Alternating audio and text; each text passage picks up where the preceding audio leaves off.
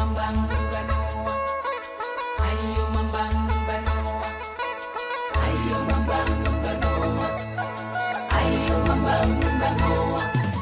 Kemarin waktu kami ada kegiatan parenting itu, jadi ada salah satu orang tua murid dengan rendah hatinya dia berbicara gini, mohon maaf ibu, saya tidak bisa membaca, saya tidak bisa menulis. Terus kalau di rumah seperti apa bu? Jadi saya minta tetangga untuk mengajarkan anak saya, termasuk bapaknya juga tidak bisa menulis dan tidak bisa membaca.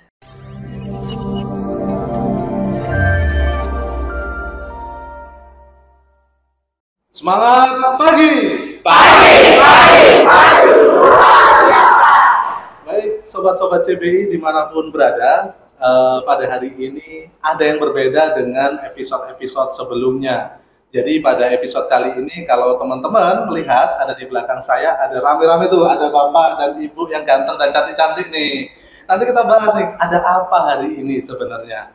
Nah, sobat-sobat CBI, jadi tak kenal maka tak sayang, gitu ya teman-teman ya. Kita akan coba kenalkan satu persatu dari teman-teman yang hadir dengan kita saat ini. Namun saat ini saya Sadam sebagai host dan akan didampingi oleh Pak Agus. Tepuk tangan dulu dong teman-teman. Selamat pagi Sobat CBI, saya Agus dan benar kata Pak Sadam tadi, kita bersama dengan guru-guru hebat. Di depan ini sudah ada beliau-beliau, nanti akan memperkenalkan dirinya ya. Betul dong teman-teman, jadi akan perkenalan satu persatu. Dari sebelah mana? Sana ya Pak Agus ya? Ya, dan backgroundnya pun nggak main-main Pak. Oh iya. Guru dan kepala sekolah hebat juga. Mantap, tepuk tangan dulu dong buat kita. Oke, mungkin saya langsung persilahkan kepada dari yang paling ujung, dari yang paling cantik. Nah, siapa nih? Silakan Ibu. Insya Allah. Bismillahirrahmanirrahim. Assalamualaikum Sobat CBI. Perkenalkan saya Oktavia Dewi Abbas, Kepala TK Bakti Utama Nangaki UST PT SMU. Tepuk tangan teman-teman. Aduh, Ibu. Ya, Assalamualaikum warahmatullahi wabarakatuh. Perkenalkan, nama saya Evi Yusnita. Saya dari TK Sulung, Sumber Mas Sarana Sulung. Oke, Ibu Evi dari TK Sulung.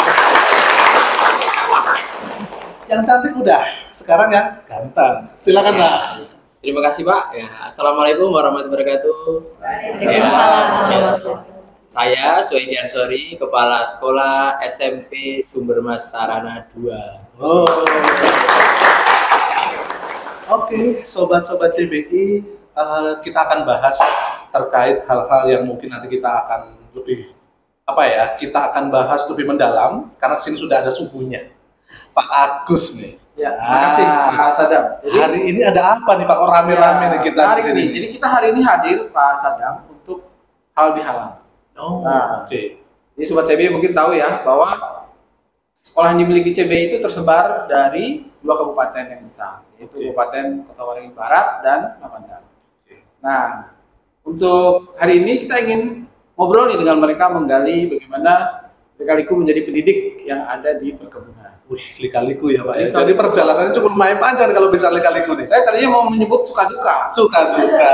Pasti yang disebutin dukanya semua. Oh iya dong.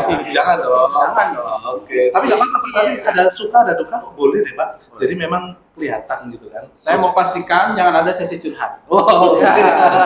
Apa ya? Siap. Jadi lika-liku saja Pak Sadam. Oke. Supaya teman-teman Sobat CBI juga menyadari bahwa mau itu di kota besar, mau itu di perkebunan, setiap pendidik punya masalah dan tantangan masing-masing. Oke, sepakat. Oke. Ya. Oke. Nah, ini kita mau tanya siapa dulu Pak? Boleh dong yang paling ganteng dulu nih Pak. Kayak dari tadi antusias proaktif nih kayaknya beliau yang senyum-senyum dari tadi. Bro, ada yang mau Ansori. sampaikan banyak hal nih. Oke. Gimana nih Pak? Jadi awalnya atau lika-likunya menjadi guru di perkebunan gitu Pak Agus ya? Betul. Boleh ceritain dong Pak Ansori. Silakan Pak. Ya, terima kasih Pak. Jadi menjadi seorang pendidik di perkebunan itu memiliki tantangan yang berbeda dengan pendidik-pendidik di luar perkebunan. Karena apa? Karena di perkebunan ini memiliki berbagai macam ragam karakter atau background dari anak-anak didik kita, yaitu mungkin dari Sabang sampai Merauke itu ada Pak di sana.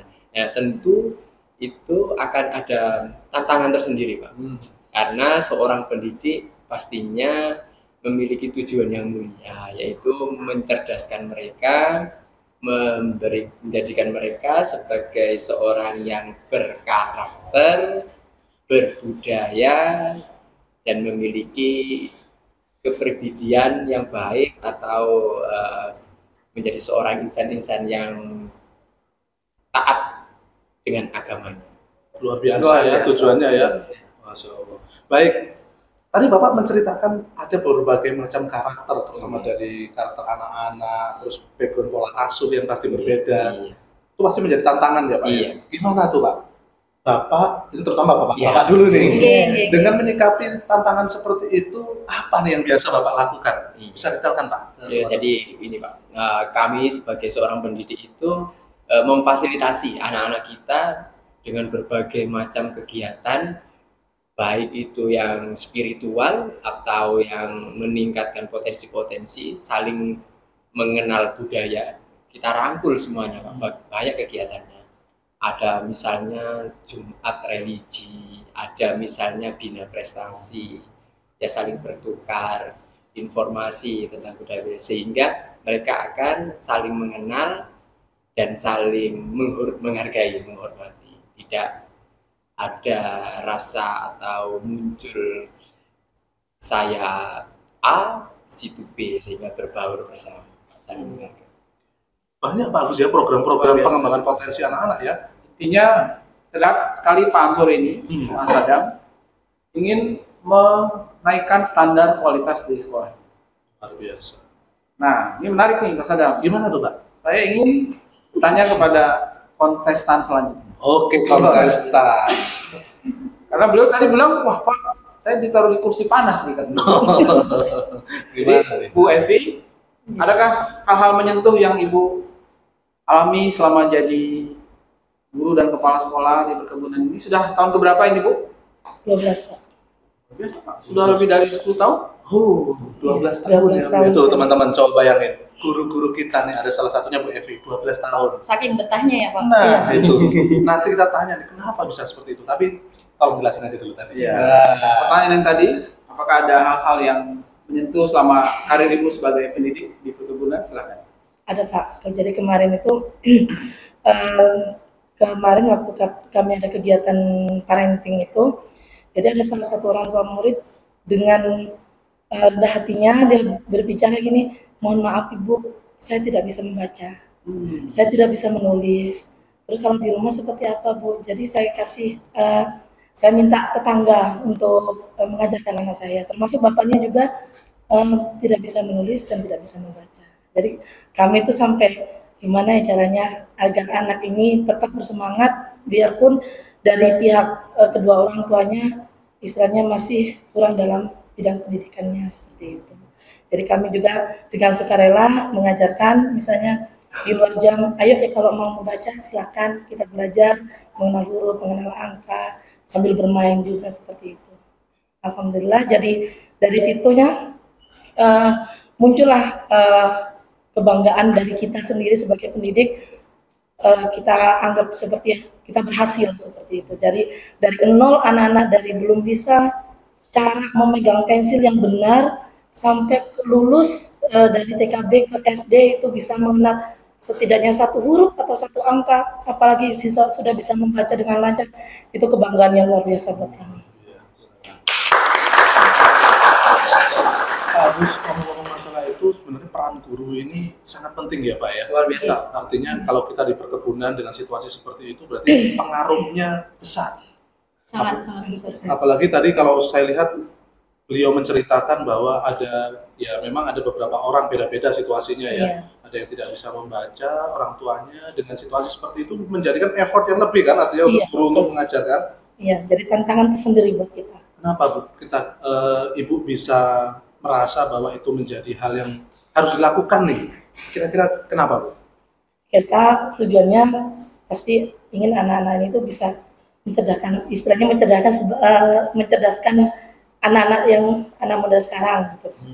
dari mulai apa literasi numerasi, kemudian dari akhlakul karimah juga. Jadi kan misalnya mohon maaf yang pendidikannya kurang, jadi yang di rumah ngomongnya apa ya kasar seperti itu, di sekolah kita bentuk dengan pendidikan karakter seperti itu. Oke, Pak Agus.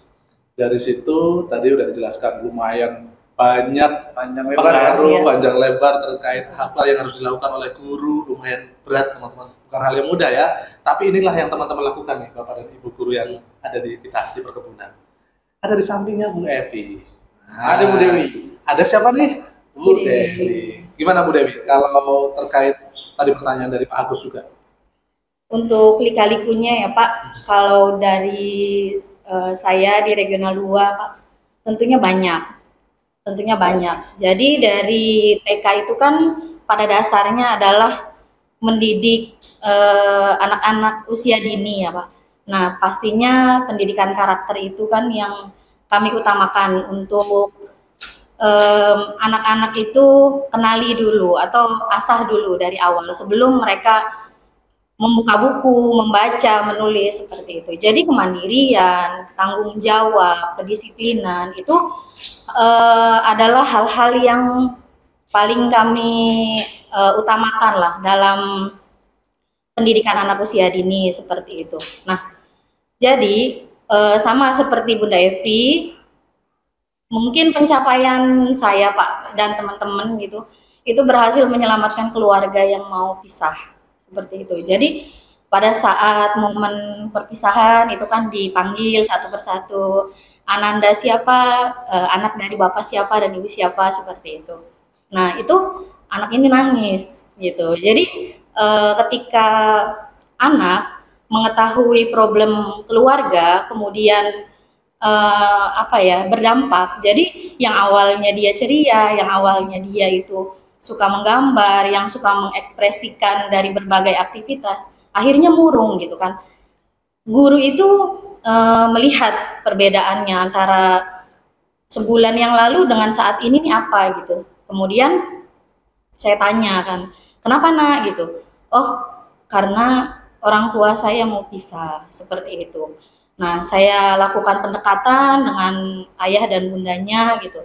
Alhamdulillah di bulan berikutnya ngabarkan, Bunda terima kasih kami nggak jadi pisah, kami rujuk dan alhamdulillah sudah hamil. Seperti itu. Jadi memang kompetensi dasar guru itu selain pedagogi Pak, jadi ada kepribadian, ada sosial. Jadi kompetensi ini sangat berpengaruh terhadap stakeholder. Jadi kerjasama dengan orang tua, kerjasama dengan sekitar itu ketika kita memudahkan mereka, ketika kita berusaha untuk membantu mereka, pasti mereka juga akan membalas gitu loh Pak. Pasti mereka juga akan berterima kasih dan akhirnya tuh melakukan kebaikan, membalas kebaikan kita. Entah itu dari orang tua yang lain, entah itu dari anak-anaknya gitu, atau dari estate atau manajemen gitu Pak. Jadi jangan ragu untuk kita terus melakukan kebaikan kepada siapapun, jangan dilihat jabatannya, jangan dilihat dari suku agama gitu.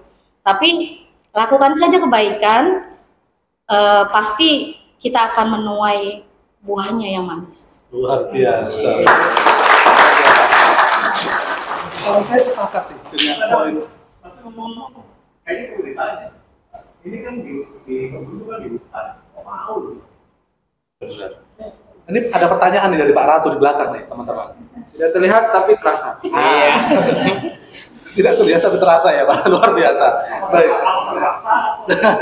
Nah, jadi pertanyaannya bagus tuh Bu. Tinggalnya kita ini di kebun. Ya. Kita kerjanya di kebun. Kenapa Bapak dan Ibu semua ini mau datang ke kebun untuk mencurahkan pekerjaannya, kompetensi Ibu, mengajar anak-anak? Berat loh ini, berat. Satu-satu lagi nih dari Bu Dewi dulu. Oke. Fun fact-nya Pak, saya itu paling nggak betah kerja, dan ini adalah kerjaan ketiga saya dan ini paling lama 6 tahun Pak. Wow. Jadi sebelumnya saya kerja tuh 1 tahun, yang kedua itu cuma 8 bulan. Nah yang ini udah 6 tahun gitu. Kenapa bisa betah gitu? Pertama, memang karena saya tuh lahir dan besar di Cirebon, jadi penuh dengan keramaian gitu kan. Nah, Cirebonnya di kota.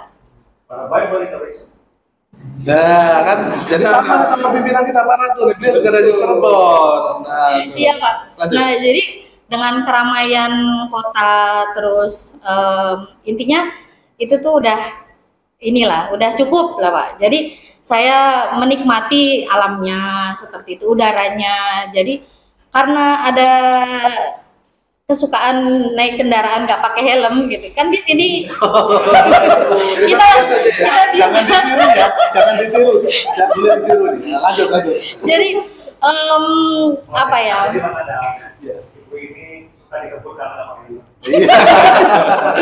Senang dikebun karena nggak iya pakai Pak, helm. Oke. lebih rileks gitu Pak, dari udaranya, suasananya. Kemudian katanya orang Kalimantan, kalau orang yang minum air Kalimantan itu bakal balik lagi ke sini walaupun kita pulang ke Jawa gitu kan.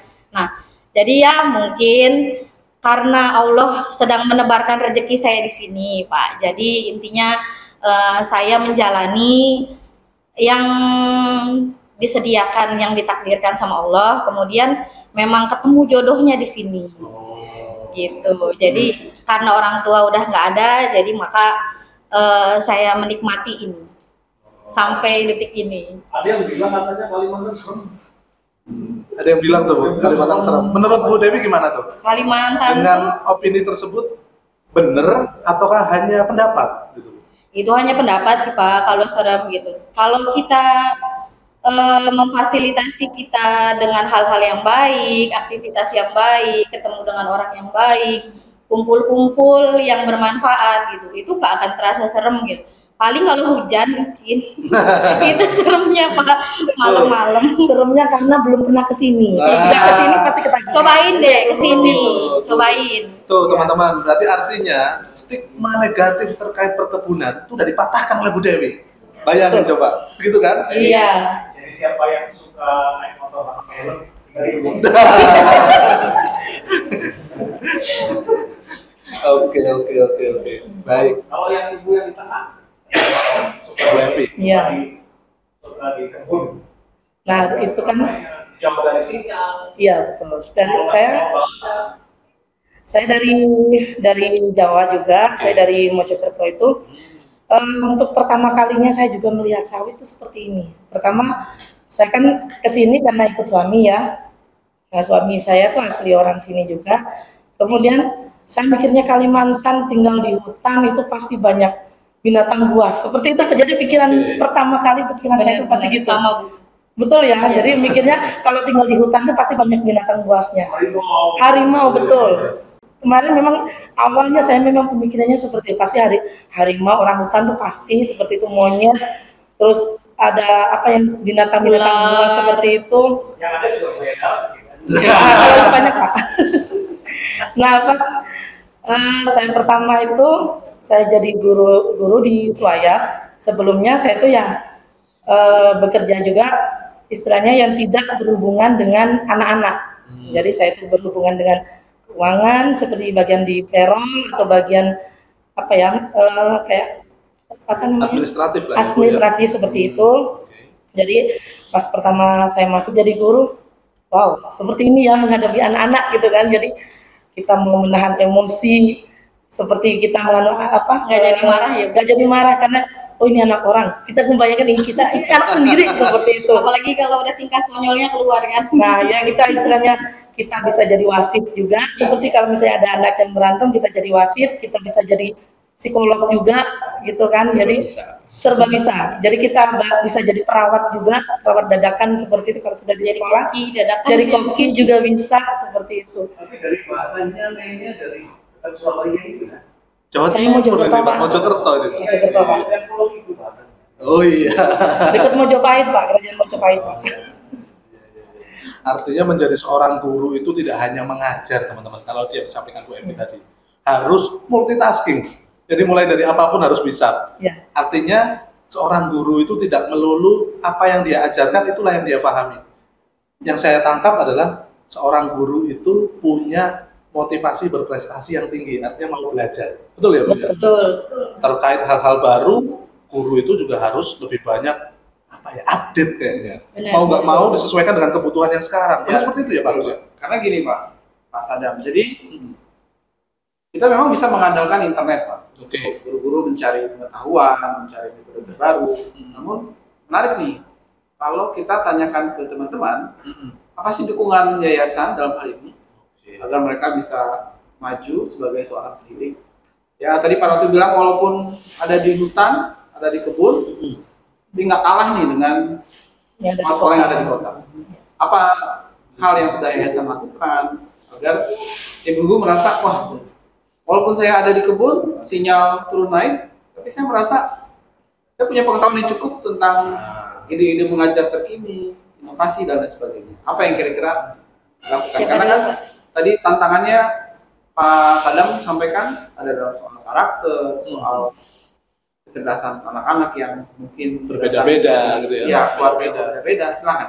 Dari Pak Ansori. Ya, jadi gini Pak, menarik ini Pak. Jadi memang semuanya bisa dipelajari di internet, anak-anak juga bisa belajar dari internet, namun guru itu perannya tidak akan tergantikan karena dengan guru anak-anak bisa terinspirasi dan itu selaras dengan program-program di ARF Abdul Rashid Foundation ini, yang mana setiap guru-guru di ARF itu harus menjadi inspirator bagi anak-anak didiknya. Ada program kita itu One School, One Innovation, dan One Teacher, One Inspiration. Wih, luar biasa. Boleh dijabarin nih Pak, nih apa nih indikator dan yang perilaku yang sudah dilakukan dari itu tadi? Dan apakah ini memberikan tugas yang lebih berat untuk Bapak sebagai pendidik atau enjoy saja Pak?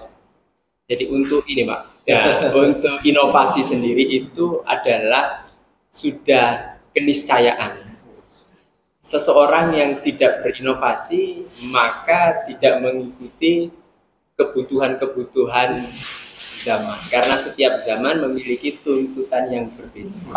Saya sepakat ya. Artinya ketika tidak mengikuti zaman, kita tergerus kan ya Pak ya? Ketinggalan belakang. Sepakat Pak Ansori. Mau nggak mau jadi akhirnya harus ikut ya Pak ya? Oke, lalu seperti apa Pak? Jadi masalah-masalah yang kita hadapi itu harus ada penyelesaiannya, yaitu dengan kita berinovasi. Jadi seorang guru juga menjadi inspirator bagi murid-muridnya, dan pembelajarannya yang menarik, pembelajarannya yang menyenangkan, mengena, yang bermakna sesuai dengan apa yang disampaikan oleh Bapak Menteri Pendidikan. Nah, disitulah menjadikan anak-anak itu terinspirasi. Oh, guru ini sangat menginspirasi saya. Saya ingin menjadi seperti beliau. Beliau ini patut untuk kita teladani. Seperti itu. Luar biasa, luar biasa. Oke. Terus tadi kayaknya ada nyepil interaksi di belakang. Oh iya. Gimana nih Pak? Karena waktu Pak Ansori mengatakan bahwa kita harus bisa menginspirasikan orang lain, itu agak gemuruh di belakang. Iya nih. Nah, kelihatan pada senyum semua. Ya. Gimana nih? Ada Pak Wahyu mana? Ya. Oke. Gimana perjalanan Bapak Pak? Boleh Nah, ini berdiri, menarik Pak. nih Boleh Pak. berdiri, Pak. Beliau yang kemudian dari guru yang kemudian pernah bergabung dengan perusahaan juga. Oh. Nah, jadi kita semua sangat beruntung karena dengan pengetahuan beliau yang didapatkan di perkebunan, sekarang di SMK Sumber Masarana, beliau menjadi orang yang kemudian memandani pergerakan agar anak-anak bisa menjadi murid SMK yang inovatif dan diterima oleh pasar kerja. Oke. Bagaimana dengan kos dulu teman-teman? Nah, kali-kaliku dari Bapak nih Pak, silakan Pak. Sebelumnya terima kasih banyak, dan saya besar karena guru juga. Alhamdulillah saya menjadi penerus guru saya sebenarnya. Motivasi saya yang paling utama itu Bapak Ibu sekalian, kenapa saya dulu beralih profesi, sebelumnya saya di lapangan, karena ada tugas mulia sebenarnya. Pendidikan ini adalah tugas yang sangat mulia, dan insya Allah guru-guru kita yang ada di depan ini semua adalah insya Allah akan menjadi amal jariah sampai akhir. Amin. Amin. Itu pasti itu, Pak. Karena di dunia ini apalagi yang dicari, Pak? Perusahaan yayasan kita memberikan support yang sangat luar biasa dengan berbagai tantangan yang telah dijelaskan juga dengan Bapak Ibu yang ada di depan.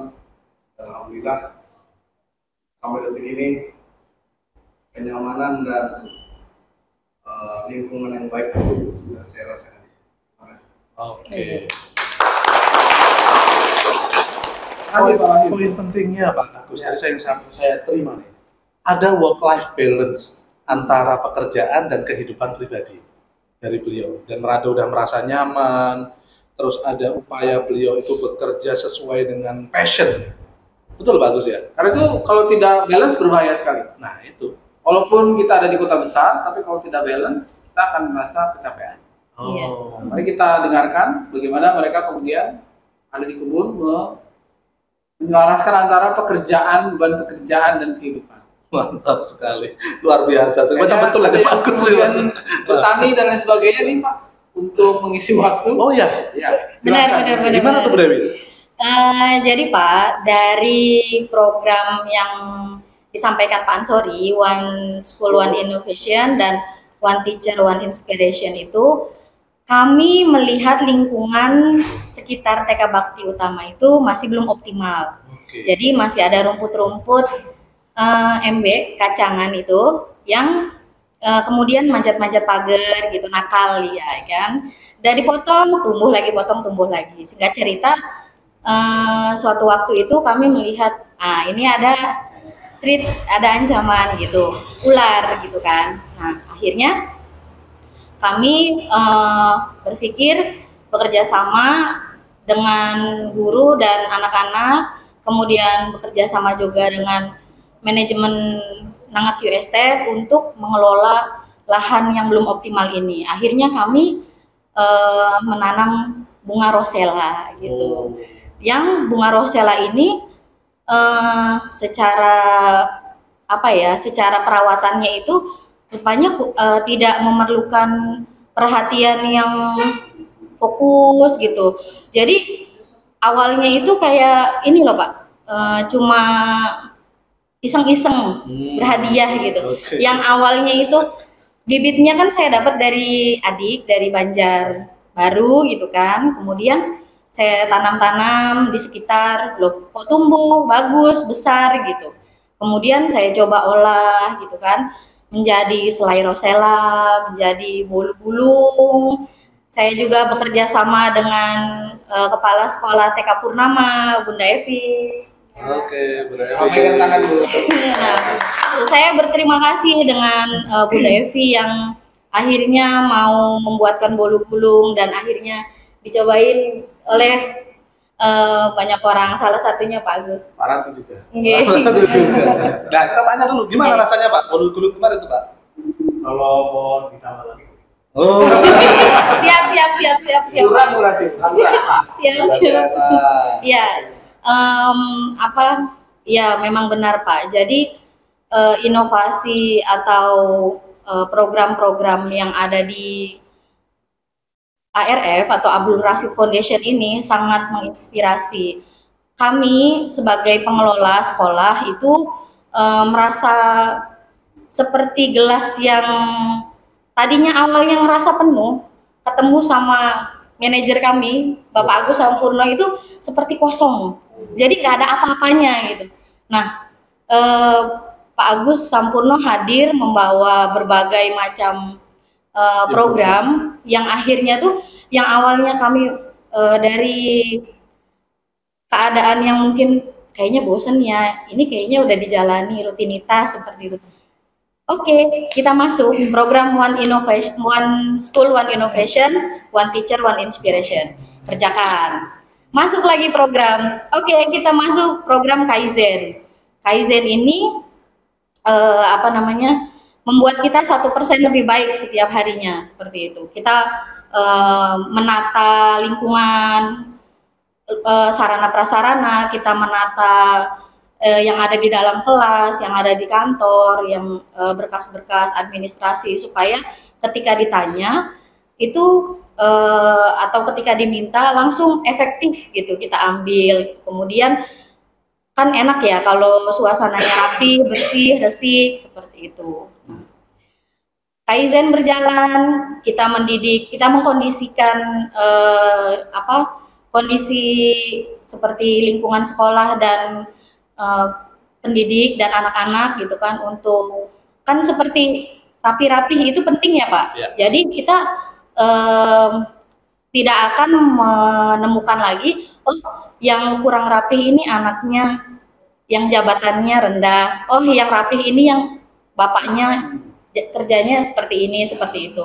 Nah jadi kalau kita berangkat sekolah rapi, cantik gitu kan, ketika setelah istirahat juga dirapihkan kembali seragamnya, pulang sekolah juga rapi. Nah itu adalah salah satu contoh program Kaizen. Oke, jadi perilakunya langsung nampak. Nggih, seperti itu. Perilakunya jadi nampak. Sebelumnya apa, terus sesudahnya jadinya seperti apa. Ya. Dan yang tadi dari sudah diangkat oleh teman-teman Pak, sebenarnya latar belakang siswa-siswi yang bersekolah di Al-Rashid Foundation ini berbeda-beda. Oke. Nah, artinya yayasan kemudian memberikan tantangan untuk kemudian apa tadi yang Bu Dewi sampaikan, bahwa tidak terlihat lagi latar belakang mereka nih. Iya.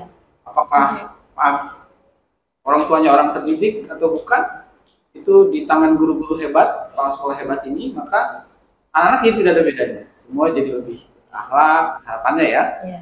Kemudian lebih rapi, lebih tahu kebersihan dan lain sebagainya. Nah, sebenarnya yang beliau sampaikan itu Pak Sadam adalah perubahan. Oke. Sebuah perubahan. Dan tidak semua orang dewasa itu mau berubah. Sepakat. Nah, Bu Evi, bagaimana Ibu menyuarakan perubahan di sekolah nih?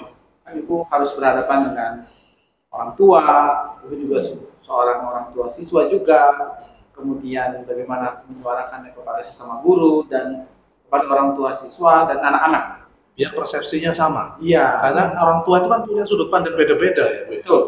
Apa Bu yang dilakukan tuh? Kita biasanya mengadakan parenting itu. Parenting. Ya, Oke. parenting itu penting sekali.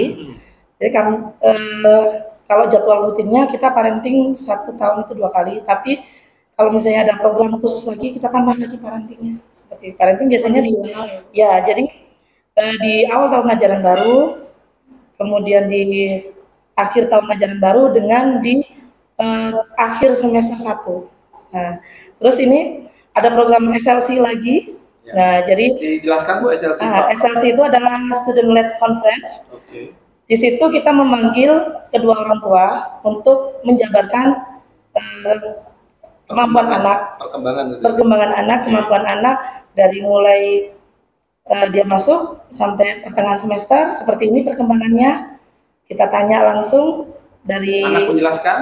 orang tuanya, kita sodorkan ya, ini hasil anaknya, Hasil karya ya. hasil karyanya sendiri ya, Iya. tanpa kita cuma mendampingi saja. Kita juga tidak membantu, tapi hanya mendampingi saja. Kemudian nanti anak juga menjelaskan langsung ke orang tua. Jadi orang tua nanti menanya, ini kerja apa, hasil karya mana yang kamu suka nak? Itu orang tua sendiri langsung bertanya. Oke. Anak juga menjawab. Kita hanya mendampingi saja. Oke. Nah di situ terungkap juga ada sebagian orang tua bapak ibunya sibuk bekerja, jadi tidak ada waktu untuk mengajarinya juga. Meskipun bapak ibunya sudah bisa membaca atau menulis gitu kan, kaget juga, ternyata di sekolah anakku bisa ya mewarnai, seperti sampai kaget sendiri orang tua itu. Jadi pokoknya kita saling bekerja sama dengan orang tua, kita saling komunikasi, dan apalagi dengan adanya komite itu kan kita ada perwakilan orang tua juga. Gitu. Saya sepakat Pak Agus dengan apa yang disampaikan Bu Evi tadi. Ini teman-teman, sebenarnya saya pengen nyepil dikit ya. Jadi pembentukan karakter atau kepribadian itu sebenarnya teman-teman. Proses dinamika psikologisnya itu lebih banyaknya adalah dari pola asuh orang tua, pendekatan orang tua sebenarnya. Ketika pendekatan orang tua itu optimal, Jadi peran guru ini sebagai hanya fasilitator. Jadi nanti memaksimalkan potensi dari anak ketika bakat minatnya sudah muncul ternyata dari rumah. Nah, peran guru ini nih yang godok nih. Oh, si A, si B ini potensinya ini, dikembangkanlah ini. Tadi yang disampaikan Bu Evi udah benar. Apa yang diminati, apa yang disuka, itu sebenarnya adalah salah satu metode awal untuk mengetahui bakat dan minat anak-anak, teman-teman semuanya. Iya, Pak. Kalau kita lihat memang jadi bisa TV ini kayaknya nikmat. Nah, itu. Bener. Enjoy sudah Pak. Kalau gini, kalau besok ada yang nawarin pulang ke kampung, gajinya sama kira-kira gimana? Nah, pertanyaan bagus itu.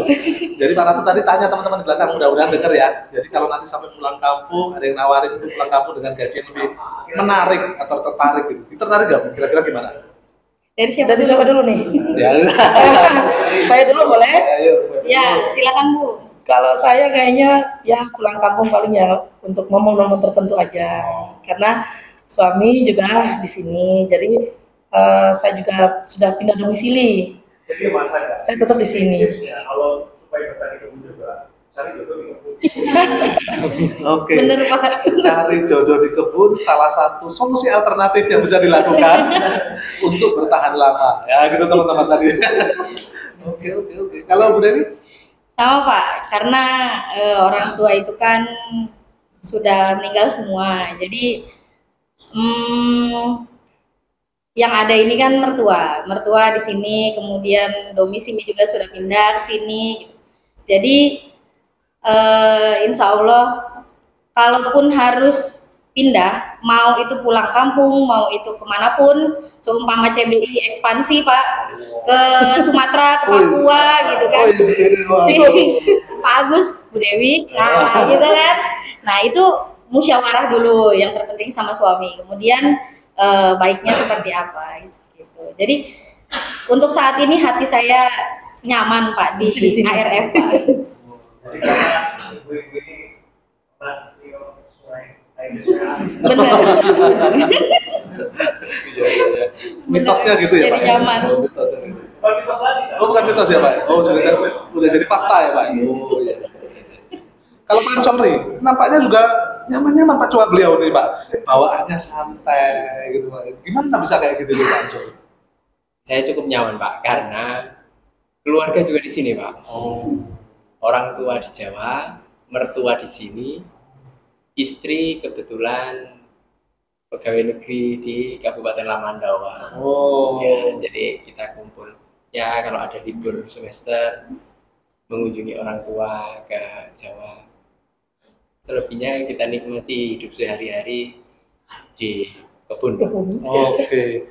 Saya menarik sebuah benang merah sebenarnya dalam bekerja. Support system kita itu sebenarnya adalah keluarga. Benar. Gitu ya. Benar. Ketika kita teman-teman tuh nanti nih ketika mau bergabung di CBI, pastikan keluarganya diajak. Ayo. Di kebun itu suasana seperti yang disampaikan dari Ibu dan Bapak tadi nggak se-ekstrim yang teman-teman bayangin. Betul nggak? Benar. Ya. Jangan bukan sama baru ya.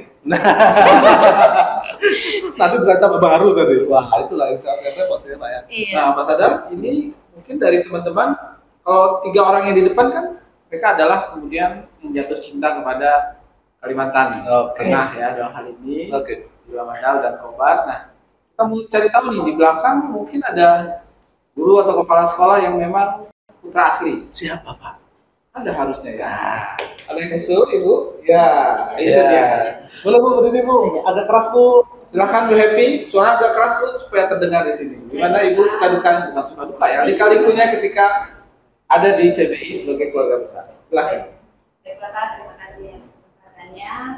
Saya Devi Dayanti, saya dari salah satu guru ARF. Nah di sini suka duka saya orang asli Kalimantan. Saya ini dari daerah Garut Selatan. Tepuk tangan dulu dong teman-teman. Sebenarnya awalnya kan saya kesini kerja, memang suami sudah kerja di sini. Ada rombongan, lalu saya ikut di sini. Pertama-tama saya pikir memang di sawit ini Pak sangat ekstrim. Saya pikir ular itu di mana-mana. Pemikiran saya. Ternyata pas waktu saya masuk, saya bergabung, ternyata tidak seperti itu suasananya. Ternyata suasananya itu sangat nyaman. Dan saya kebetulan juga mengajar di salah satu TK. Di situ juga saya sangat banyak pengalaman yang saya terima karena dari berbagai suku juga anak murid saya yang sekolah di TK tempat saya mengajar. Jadi di situ saya merasa ini anak-anak ini sangat ramai, sangat asik, dan saya juga betul menyukai anak juga. Jadi ketika mereka sekolah yang awalnya memang mereka sangat semangat kalau sekolah itu anak-anak itu turun dari bis menyapa, sangat ramai dan sangat asik dengan mereka. Jadi belajar bersama dengan mereka itu sangat menyenangkan. Jadi suasananya sama aja sih seperti yang di luar, karena di sekolah itu memang suasana yang sangat menyenangkan untuk anak. Oke. Rata-rata kalau saya nilai, rata-rata passionnya memang di guru semua ya Pak ya? Pendidikan. Termasuk Ibu tadi. Happy. Luar biasa. Jadi beliau memang udah dari awal saya suka anak-anak, saya suka mengajar, sehingga saya merasa nyaman. Gimana bisa seperti itu Pak? Bapak dapetin orang-orang tertentu seperti ini? Pasti berat nih Pak. Betul, Pak. Jadi beliau termasuk Makasih, yang, Bu. makasih Bu Evi. Jadi ada dua tipe Pak. Tipe yang kemudian ingin guru itu sebagai batu loncatan. Nah, atau dia sedang menunggu kesempatan lain, kemudian menjadi melamar profesi lain. Nah, tugas kami memang di yayasan ini mau memperangkap mereka Pak, supaya yang tadinya jadi batu loncatan malah jadi betah. Jadi nyaman ya Pak. jadi nyaman. Berarti treatment yang dilakukan sudah lumayan optimal nih. Benar, Oke, benar, oke. benar. Karena Terus, apa? bagus. Karena kadang-kadang orang masuk ke zona nyaman itu memang menjadi tujuan. Hanya kalau terlalu nyaman dan tidak ada tantangan, mereka akan bosan. Nah, itu manusiawi sekali. Jadi kami ini memang yayasan ingin agar guru-gurunya kemudian tampil mengajar dengan hati, fokus kepada karakter anak-anak dan siswanya, dan bisa menjadi contoh. Luar biasa. Tepuk tangan untuk Oke, Pak Agus. Ini saya mau tanya satu-satu ya. Kalau dari Bu Dewi, satu kata sebenarnya untuk Ibu peran guru yang ada di perkebunan apa Bu? Integritas. Integritas.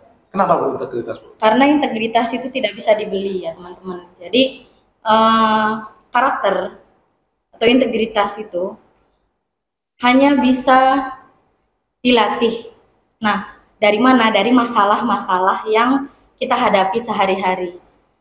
Benar kata Bapak Henry Ratu, integritas itu harus kita jadikan prinsip, Pak. Seperti itu. Jadi untuk teman-teman Sobat CBI itu harus memiliki integritas. Minimal kita punya nilai kejujuran. Kemudian etos kerja. Beda kalau kita itu tinggal di lingkungan pekerja dengan tinggal di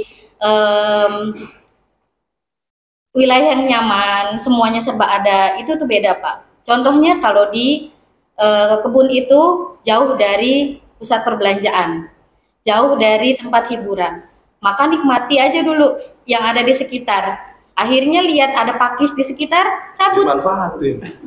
Lihat ada jamur di sekitar, cabut. Tapi jatuhnya lebih irit. Iya benar Pak. Jadi tabungannya ini ya Pak, makin tebal. Nah, tuh, Iya. jangan Jadi- dikira orang kebun tuh banyak fulusnya teman-teman. Iya, jadi suasananya tuh selalu berbeda teman-teman. Hari ini nggak makan ayam gitu, kita bisa mancing teman-teman. Nah, tuh kan. Gitu. Gimana Pak Datu? Jamur yang paling enak dan bukan. Iya betul. Jamur jangkos itu teman-teman cuma ada di perkebunan sawit. Gitu. Jadi teman-teman dari luar nih yang mau nyobain makanan unik satu ini nih, coba deh main ke sini ke wilayah-wilayah perkebunan sawit itu. Coba cari, kalau lagi beruntung pasti ketemu. Wih. Ngomong integritas sampai ke sayur jamur. Jadi korelasinya gimana Pak Agus? Misteri Pak buat saya. Tapi oke. Tapi saya bisa Pak. Kan ke etos kerja. Karena mama juga yang ngomong. Iya. Ujung-ujungnya ke sana. Benar Pak. Tapi dengan seperti itu tadi kan ada upaya yang dilakukan, Korelasi Pak. ya kan, berkorelasi dengan apa yang dilakukan sehingga integritasnya naik, tinggi. Udah masak seadanya, ya udahlah aku bersyukur dengan yang sekarang gitu kan ya. Bener Pak. Oke, Jadi oke. apa yang kita usahakan itu dimakan. Kemudian rezeki gaji tiap bulan itu bisa ditabung, bisa teman-teman sedikit demi sedikit ngumpulin aset. Harga emas lagi naik kan? Betul teman-teman. Anggap juga Bu Dewi ini ya, bagus ya. Anggap sekali. Future itu Pak. Ya seperti itu. Oke, nah ini kita tanya dulu Pak Ansori dulu Pak. Kita selingkan dulu. Satu kata Pak Ansori. Satu kata apa Pak Ansori? Kalau guru di dunia perkebunan, gimana tuh Pak? Bijaksana. Wis, bibi jajak bijaksana. Gimana itu Pak? Ya. Jadi seorang guru di perkebunan harus bijaksana Pak, menghadapi berbagai macam kenyataan. Kadang-kadang tidak sesuai dengan harapan. Dalam nih Pak, dalam nih. Gimana itu Pak? Apa itu kendalanya? Harus bijak itu kenapa dan bagaimana? Karena kalau tidak bijaksana dalam menghadapi kenyataan Pak, nanti bawaannya bertemu siswa akan menjadi tidak baik. Dalam menyampaikan pembelajaran, emosinya kurang baik, akhirnya tidak dapat diterima dengan baik. Ilmunya nggak keserap Iya, sama ilmunya siswanya. nggak keserap. Kalau gurunya mudi, di rumah aku ada masalah sama istriku gitu kan ya. Terus datang ke sekolah, weh, padahal dia nggak tahu apa-apa. Benar. Nah, tapi itu yang tidak dilakukan dengan Pak Ansori. Iya. Gitu ya Pak. ya? Iya. Kemudian juga bisa ini Pak, bekerja sama. Ya, karena bijaksana akhirnya bisa bekerja sama, menggandeng manajemen-manajemen di sekitar sekolah-sekolah. Ya, seperti di STST. Untuk kolaborasi. Iya, Kolaborasi. Sehingga mendapatkan dukungan. Dan kecepatannya akan lebih maksimal Pak, dari 90 dari ke 120. Luar biasa. Tepuk tangan dong untuk Pak Ansori. Inspirasi semua ya Pak ya, inspirator semua nih Bapak Ibu guru. Bu Evi nih, satu kata Bu Evi. Buat guru pembelajar sepanjang hayat. Wih, gimana Bu? Kenapa harus seperti itu? Karena menuntut ilmu, kita belajar juga tidak mengenal umur. Yang kita cuma menyuruh anak suruh belajar, kita sendiri tidak mau belajar. Nah ini, saya sepakat itu. Jadi ada kata patah Arab teman-teman yang menyampaikan bahwa ukirlah batu itu seakan-akan batu itu tidak bisa diukirkan ya, diteteskan air, lama-lama bolong. Layaknya ilmu tadi, nggak ada yang nggak mungkin ketika kita mau belajar seperti yang apa yang Bu Evi sampaikan. Dengan keterbatasan sinyal, di kota sinyalnya berapa GB ya bukan di sini kita kadang masih KB, bukan GB lagi KB gitu kan ya. Jadi timbul kadang tenggelam. Timbul tenggelam kalau sudah hujan angin, hilang sinyal, kita tetap berusaha mencari sinyal, kita tetap belajar, mencari browsing, mencari inspirasi dari segala YouTube atau Google, kita tetap ATM sepertinya. Jadi amati, tiru dan modifikasi seperti itu. Kita tetap belajar. Tepuk tangan dong teman-teman. Gak terasa nih Pak Agus. Kita ini udah berapa menit Pak Agus? Udah lumayan ya. Saya jadi belajar banyak hal baru. Nah, dari tamu kita kali ini Pak Sadar. sama saya juga Pak, dari guru-guru kita nih. Saya sebutnya guru-guru kita, memang beliau guru-guru kita. Gitu ya Pak Agus ya. Kira-kira Pak Agus dengan apa yang disampaikan oleh Pak Ansori, Bu Evi, Bu Dewi, apa nih faedah dan manfaat yang bisa kita ambil nih Pak? Ya, artinya Bapak Ibu sekalian, Sobat CBI, Abrasi Foundation memang sangat serius dalam menyelenggarakan pelayanan kualitas pendidikan. Nah, dengan semua guru yang tadi Pak Sadap sudah dengar falsafahnya luar biasa, dan dengan semua pelayanan dari perusahaan, bis bagi anak-anak, kemudian bangunan yang permanen, memastikan bahwa CBI memang punya fokus yang sangat besar, tinggi, luas bagi memastikan kualitas pendidikan anak-anak karyawannya. Oke. Dan bahkan CBI juga memberikan kesempatan untuk anak-anak yang sekarang ada program baru kan Pak? Nah, sekolah, kuliah, betul nggak Pak? Betul Pak. Oke. Itu salah satu bahwa perusahaan itu memiliki keinginan yang kuat terhadap karyawannya, anak-anak karyawan, stakeholder untuk berkembang teman-teman. Banyak kesempatan. Program salah satunya program beasiswa ya Pak Agus. Betul. Nah tuh teman-teman, Bayangin coba, di samping kita kerja, anak-anak kita juga diberikan kesempatan untuk mendapatkan pendidikan yang layak. Sesuai teman-teman dengan harapan dari owner kita, Pak Rashid. Pengen semuanya berkembang bersama dengan perusahaan kita.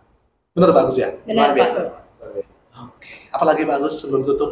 Cukup. Dari teman-teman yang di belakang nih, saya ingin dengar satu kata juga. Oke, siapa Pak Agus? Siapa kira-kira? Pak Ahmad, silahkan Pak. Satu kata Pak. Untuk Pak Ahmad. Boleh Pak Ahmad berdiri Pak Ahmad. Agak dekat sini Pak Ahmad. Ya. Dekat sini berdiri Pak Ahmad. Apa satu kata untuk pendidikan, kualitas pendidikan yang ada di perkebunan Pak? Luar biasa. Luar biasa. Kenapa Bapak punya kata-kata itu Pak untuk pelayanan kita?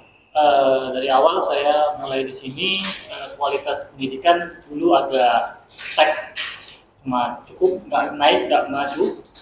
Setelah itu kedatangan dari Pak Agus Sampurno, manajer kita baru, mulai dari tahun 2024, kita mulai banyak program-program dan perbaikan-perbaikan yang ada di sekolah ARF.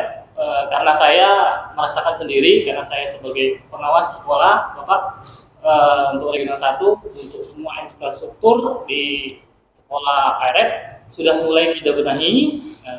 Jadi sangat nyaman betul. Tadi saya ada satu yang menarik, bahwasanya kenapa kok kerja di perkebunan kok sampai betah sampai sekarang gitu kan? Tahu. Saya merasa begini, bahwasanya di Kalimantan ini yang dirasakan bahwa yang kita dulunya sebelum kita Kalimantan, bahwa di Kalimantan serem, menakutkan, menyeramkan, itu ternyata tidak. Saya di sini merasa sebagai contoh, kita kalau di saya asal dari Palembang, untuk kunci motor atau motor kendaraan aja Aman. ya. Aman. Kalau di luar ya, kalau di Sumatera sana harus dimasukkan ke dalam tuh. Karena di dalam dimasukkan ke dalam rumah itu pun masih sering kebobolan, ya kan. Tapi kalau di sini, alhamdulillah untuk rumah tidak pernah saya kunci, motor pun ya, sepeda motor saya, kuncinya pun saya letakkan di motor tersebut. Hanya kebiasaan itu jangan dibawa pulang ke sana. Iya. Bahaya. Mungkin sejauh Saya sepakat dengan apa yang Pak Ahmad sampaikan. Jadi ketika tingkat kriminalitas rendah, berarti ekonominya itu stabil.